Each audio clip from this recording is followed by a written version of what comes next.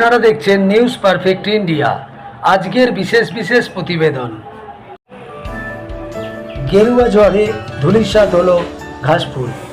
পানিহাটি বিধানসভার এবারের বিজেপি প্রার্থী ছিলেন আমাদের সবার প্রিয় অভয়ের মা রত্না দেবী।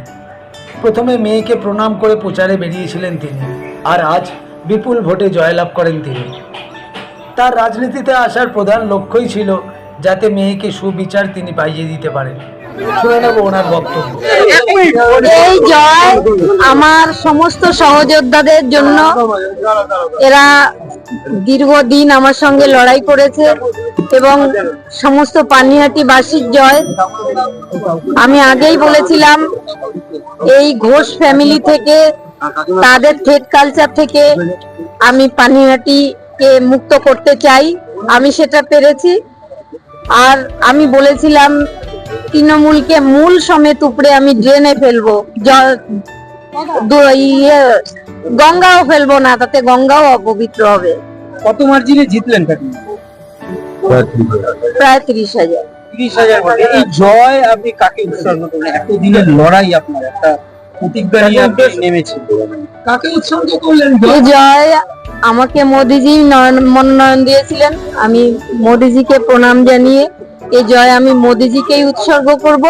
কিন্তু আমার মেয়ে দুর্গা ভালোবাসতো, সে সারা বাংলায় পদ্ম ফুল ফুটিয়ে দিয়েছে।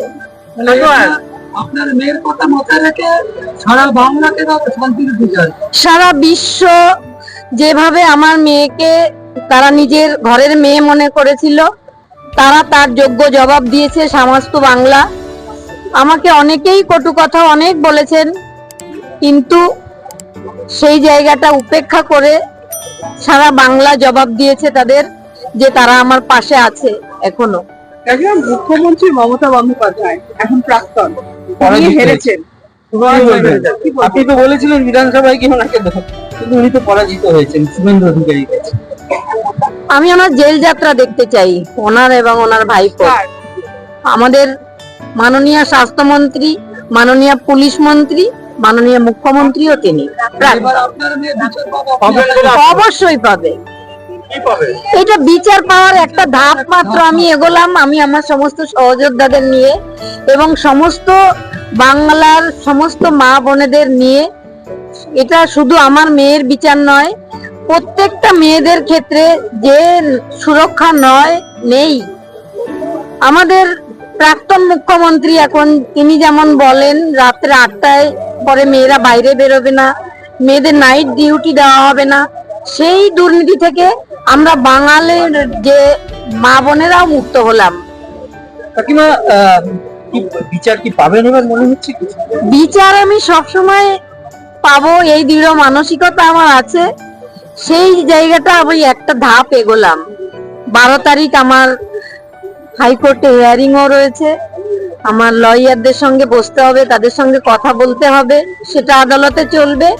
কিন্তু এই যে মানুষের জয়, তাদের জন্য আমার কাজ করতে হবে।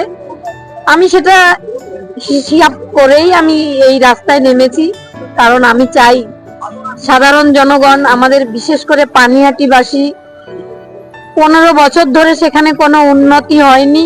এক ঘোষ ফ্যামিলি, তারা আমার মেয়ের মৃতদেহটাকেও জ্বালিয়ে পুড়িয়ে দিয়েছিল। তারা মিথ্যে কথা ছাড়া বলতে জানে না। আমি পেরেছি পানিহাটিবাসীকে সেই অভিশাপ মুক্ত করতে। এবার পানিহাটি আমি একটা মডেল তৈরি করতে চাই, যেমন আমাদের ঐতিহ্যের পানিহাটি। এখানে শ্রী চৈতন্যদেব এসেছিলেন, রবীন্দ্রনাথ ঠাকুর এসেছিলেন, সুভাষচন্দ্র বোস, মহাত্মা গান্ধী, সবাই এসেছিলেন এই পানিহাটিতে। এটা একটা ঐতিহ্যের পানিহাটি। এখন সেটা একেবারে আমাদের নরকে পরিণত হয়েছে। সেই জায়গাটা থেকে আমি সমস্ত পানিহাটি বাসীদের সঙ্গে নিয়েই এই পুনরুদ্ধার করতে চাই আমি পানিহাটিকে। শেষ প্রশ্ন, আপনি পানিহাটি বাসীদের কি বলবেন? এই জয় সমস্ত পানিহাটিবাসীর এবং সারা বাংলার। এই যে জয়, সারা বাংলা থেকে তৃণমূল নামক একটা কি বলবো দুর্নীতি, সেটা উচ্ছেদ হলো। এটা সমস্ত বাংলার মানুষের জয়।